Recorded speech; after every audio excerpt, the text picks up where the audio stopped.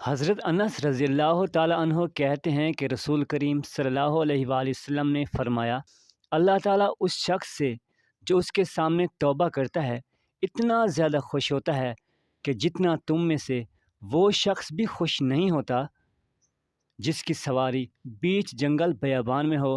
اور پھر وہ جاتی رہی ہو، یعنی گم ہو گئی ہو، اور اس سواری سے نا امیدی کی حالت میں انتہائی مغموم اور پریشان لیٹ جائے، اور پھر اسی حالت میں اچانک وہ اپنی سواری کو اپنے پاس کھڑے ہوئے دیکھ لے،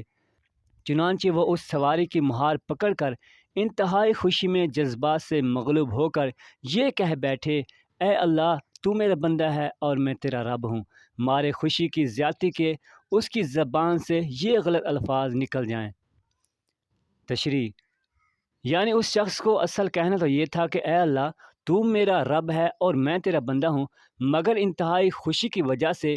شدت جذبات سے مغلوب اور مدہوش ہو کر یہ کہنے کی بجائے یہ کہہ بیٹھا کہ اے اللہ تو میرا بندہ ہے اور میں تیرا رب ہوں۔ اس ارشاد کا مقصد اس بات کو بیان کرنا ہے کہ اللہ تعالیٰ بندے کی توبہ سے بہت زیادہ خوش ہوتا ہے۔